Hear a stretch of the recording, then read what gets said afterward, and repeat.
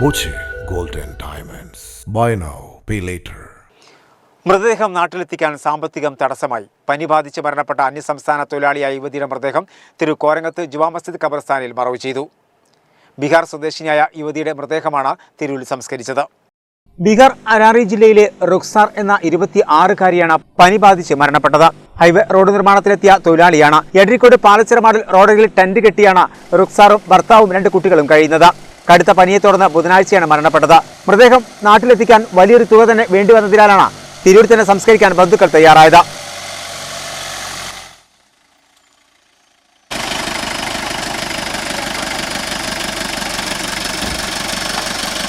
വിവരമറിഞ്ഞ തിരൂരിലെ CH centre പ്രവർത്തകർ മൃതദേഹം മറവ് ചെയ്യുന്നതിനുള്ള സൗകര്യങ്ങൾ ചെയ്തു നൽകി. മഞ്ചേരി മെഡിക്കൽ കോളേജിൽ നിന്ന് പോസ്റ്റ്മോർട്ടത്തിന് ശേഷം വ്യാഴാഴ്ച വൈകിട്ട് 3 മണിയോടെയാണ് മൃതദേഹം തിരൂർ കോരങ്ങത്ത് ജുമാ മസ്ജിദ് ഖബർസ്ഥാനിൽ മറവ് ചെയ്തത്. നമ്മുടെ എടരിക്കോട് ഹൈവേയുടെ വർക്ക് നടക്കുന്നിടത്ത് വെച്ച് ഇന്നലെ ഒറീസയിലുള്ള ഒരു സഹോദരി ഇവിടെ മരണപ്പെടുകയുണ്ടായി. ആ മരണപ്പെടുന്ന സമയം ഇവിടെ കൊടുന്ന് നമ്മുടെ തിരൂർ ജില്ലാ ആസ്പത്രിയിലാണ് കൊണ്ടുവന്ന സമയത്ത് അവർക്ക് എന്താണ് ചെയ്യേണ്ടതെന്ന് അറിയാതെ നിൽക്കുന്ന സമയത്താണ് നമ്മുടെ ബഹുമാനപ്പെട്ട തിരൂർ CH സെൻ്ററിൻ്റെ പ്രസിഡൻറ്റ് ET മുഹമ്മദ് ബഷീർ സാഹിബ് വിളിക്കുകയും അവർക്ക് വേണ്ട എല്ലാ സൗകര്യങ്ങളും ചെയ്തു കൊടുക്കണമെന്ന് പറഞ്ഞു.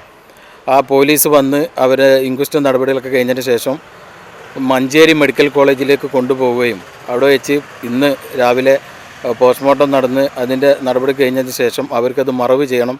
അപ്പം തന്നെ ബഷീർ സാഹിബിൻ്റെ പ്രത്യേക നിർദ്ദേശപ്രകാരം നമ്മുടെ തിരൂർ കോരങ്ങത്ത് മഹലിൽ മറവ് ചെയ്യാൻ വേണ്ടി അവിടുത്തെ മഹല്ല് കമ്മിറ്റിയായിട്ട് സംസാരിച്ച് അവർ വേണ്ട എല്ലാ സൗകര്യങ്ങളും ചെയ്തു തന്നു. CH സെൻ്ററാണ് ഇന്നലെ മുതൽ ഈ സമയം വരെ അവർക്ക് വേണ്ടി എല്ലാ സൗകര്യങ്ങളും തിരൂർ CH സെൻ്റർ ചെയ്തു കൊടുത്തത്. അതുപോലെ പ്രത്യേകമായി നന്ദി പറയേണ്ടത് നമ്മുടെ കോരങ്ങത്ത് മഹല്ല് കമ്മിറ്റിയോടാണ്. ഏത് സമയത്തും ഞാനൊരു പൊതുപ്രവർത്തകൻ എന്നുള്ള തിരൂരിൻ്റെ പ്രവർത്തകൻ എന്നുള്ള നിലക്ക് ഏത് സമയത്ത് ബന്ധപ്പെട്ടാലും എല്ലാ സൗകര്യങ്ങൾക്കും അവിടുത്തെ മഹല്ല് കമ്മിറ്റി ചെയ്തു തരേണ്ട അവരോട് പ്രത്യേകമായ നന്ദിയും കടപ്പാടും അറിയിക്കുക.